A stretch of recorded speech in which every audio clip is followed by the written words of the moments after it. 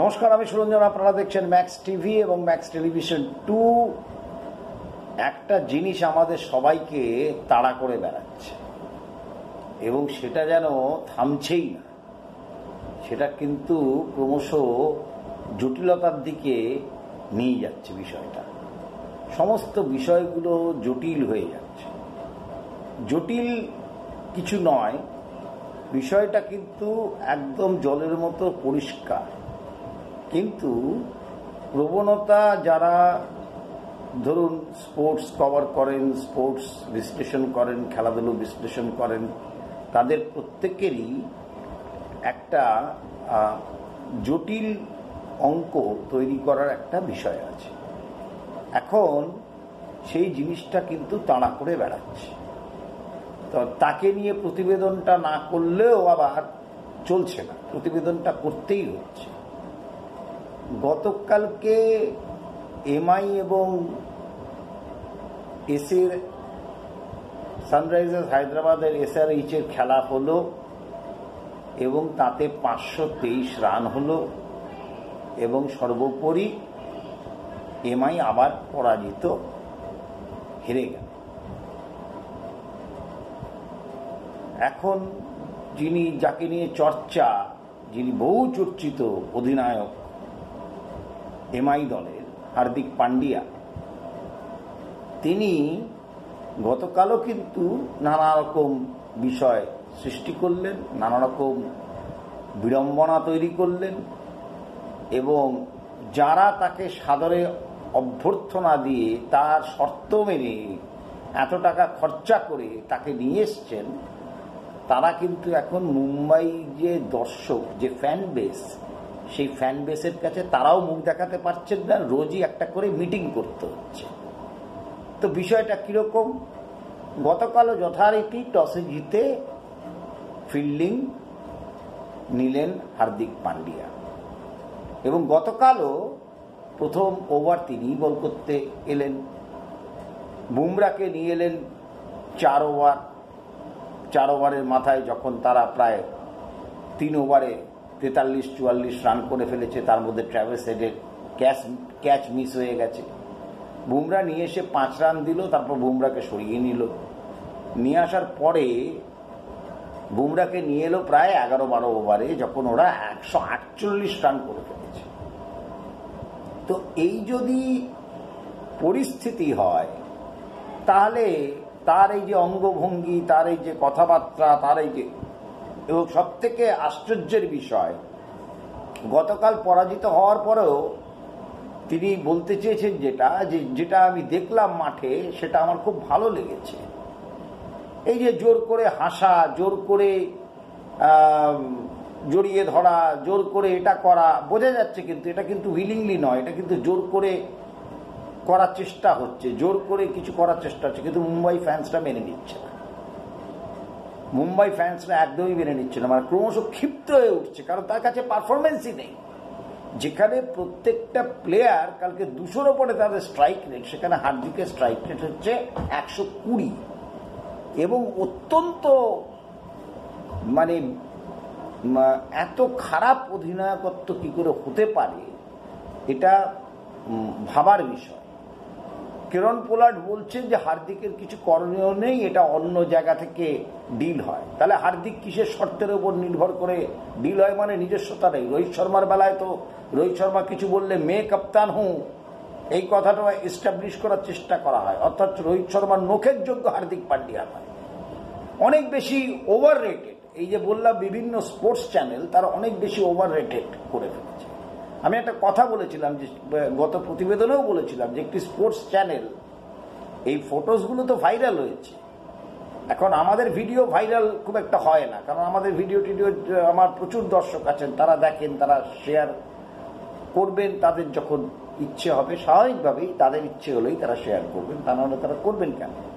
কিন্তু দেখছেন তো শর্টসের দর্শক আমার প্রচুর বেশি, ভিডিওর দর্শক আছে, কিন্তু তাদের একটা অনীহা আছে, তারা পুরো জিনিসটা হয়তো শুনতে চান না, পুরো জিনিসটা হয়তো শোনেন না, অল্প একটু শোনেন, কারণ আমরা সব ডেটা তো পেয়ে যাই, সেখান থেকে আমরা বুঝতে পারি। তো আমরা যে প্রতিবেদনগুলো বানাই, সেখানে আমাদের লাইকের একটা ব্যাপার থাকে, যত বেশি লাইক হবে তত বেশি সুবিধে হবে। টুইন চৌধুরী বলে আমার এক ভিউয়ার্স আছে, তিনি আমার ভিডিও দেখেন, আমার বেশ ভালো লাগে। উনি আমাকে কিন্তু বলেছেন যে আপনি বাংলায় বলবেন, অন্য ভাষায় বলবেন না। এবং তারপর থেকে কিন্তু আমি সমানে বাংলায় প্রতিবেদন করি, কারণ আমি কলকাতায় থাকি, দক্ষিণ কলকাতার ছেলে। এটা ম্যাক্স টিভি বাংলায় প্রতিবেদনেরই চ্যানেল, হিন্দিতে নয়। তবুও হিন্দিতে বলার চেষ্টা করেছিলাম মাঝখানে, কিন্তু তারপর দেখলাম যে বাংলাতে বলা উচিত। তাতে আমার ভিডিওতে একটা জিনিস আমি বলতে পারি, ধরুন আমার টোটাল যে ভিউয়ার্স আছে ম্যাক্স টিভি বা ম্যাক্স টেলিভিশন 2-তে, সেই ভিউয়ার্স কিন্তু সবাই কিন্তু আমার দর্শক, এবং কষ্ট করে পাওয়া দর্শক। তারা কিন্তু জেনুইন দর্শক, তারা কিন্তু দেখেনি। আমি শর্টস চাললেই তারা কিন্তু দেখবেন, যখনই শর্টস ফিডে সেটা আসবে তারা কিন্তু দেখেন। এবং তারা এখন শর্টসে অনেক কমেন্টস আসে আমার কাছে, ভিডিওতে কমেন্টস কম আসে কিন্তু শর্টসে আসে। তো যাই হোক, তো হার্দিক পান্ডিয়ার বিষয়টা এরকমই। তো গতকালও হার্দিক পান্ডিয়া যথারীতি বোধগম্য কারোর হয়নি, কি করতে চেয়েছেন, কেন করতে চেয়েছেন, পেছনে যুক্তি কি, লজিক কি, কেন স্পিনার খেলালেন না, কেন স্পিনারকে দিয়ে বল করানো হলো না, স্পিনারকে রাখা হলো না, অদ্ভুতভাবে টিম কেন তৈরি করা হলো, শর্ট বল করছে আর মার হচ্ছে, হার্দিক পান্ডিয়ার মুখে হাসি, মানে এগুলো একটু অদ্ভুত আর কি। যাই হোক, এখন যারা নিয়ে এসছেন এত খরচা করে, তাদের এবার ভাবতে হবে যে তারা কাকে দিয়েছেন রাজার পাট। রাজার পাটটা তো ঠিক লোককে দিতে হবে। হার্দিক পান্ডিয়ার ওপর নিশ্চয়ই কোনো চাপ আছে, এটাও হতে পারে, কিন্তু ব্যাটিংয়ে তার উপর কি চাপ আছে? ব্যাটিংয়ে কি হলো? সবাই তো 16-র উপরে 20-র উপরে স্ট্রাইক রেট, হার্দিক পান্ডিয়ার স্ট্রাইক রেট হচ্ছে 120।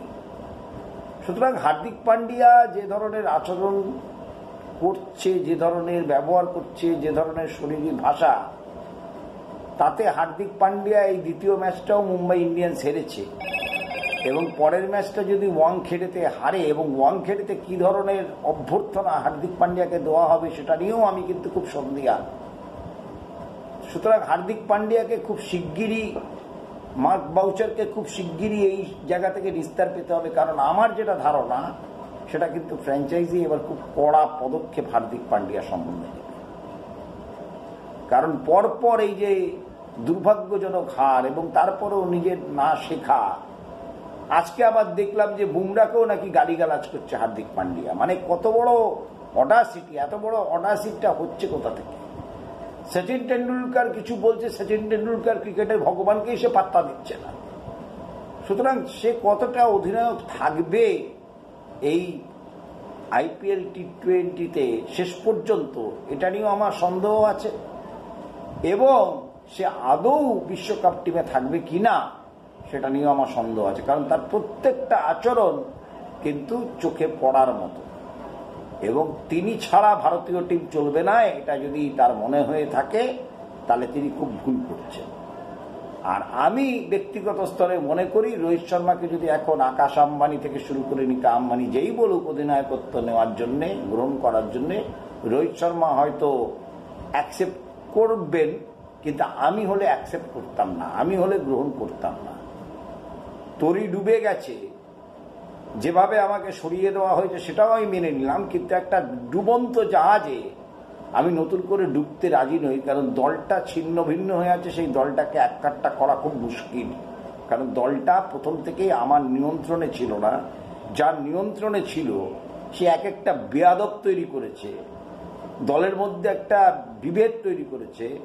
তা এখন ঠেলায় পড়ে, ঠেলায় না পড়লে বেড়াল গাছে ওঠে না, তো ঠেলায় পড়ে এখন যদি রোহিত শর্মাকে আবার অধিনায়কত্ব দেওয়া হয়, যে খবরটা চলছে বাজারে, বা যেভাবে আকাশ আম্বানিকে মিটিং করতে দেখা যাচ্ছে মাঠের বাইরে প্রতিদিনই, তো সেই ক্ষেত্রে এটা কতটা রোহিত শর্মা, যদি আমি হতাম রোহিত শর্মা, আমি কিন্তু অধিনায়কত্ব গ্রহণ করতাম না। এখন দেখার বিষয় যে রোহিত শর্মা কি করবেন। তবে যে ধরনের জিনিস চলছে, যে ধরনের আচরণ চলছে, যে ধরনের কথাবার্তা হচ্ছে, যে ধরনের বডি ল্যাঙ্গুয়েজ, যে ধরনের মানে একটা খারাপ জিনিসকেও ভালো বলার যে প্রবণতা এই যে চলছে, এটা কিন্তু সেই মহাভারতের সেই বিখ্যাত শ্লোক অতি দর্পে হত লঙ্কা, অতি মানে চ কৌরবা, অতির দানে বলির্বদ্ধ, সর্বম অত্যন্ত গড়িত। সুতরাং এই অতিরিক্ত বাড়াবাড়ি হার্দিক পান্ডিয়াকে কোথায় নিয়ে গিয়ে শেষ পর্যন্ত দাঁড় করাবে, সেই দিকে আপনাদেরও নজর থাকবে, আমাদেরও নজর থাকবে। আমি খেলার বিশ্লেষণে গেলাম না, শুধু এইটুকু বলছি যে হার্দিক পান্ডিয়া যেভাবে চলছেন এবং হার্দিক পান্ডিয়াকে কি ধরনের অভ্যর্থনা মুম্বাইতে ওয়াংখেড়ে স্টেডিয়ামে দেওয়া হবে, সেই দিকেও আপনারা নজর রাখুন, আমরাও নজর রাখবো। অনেক অনেক ধন্যবাদ।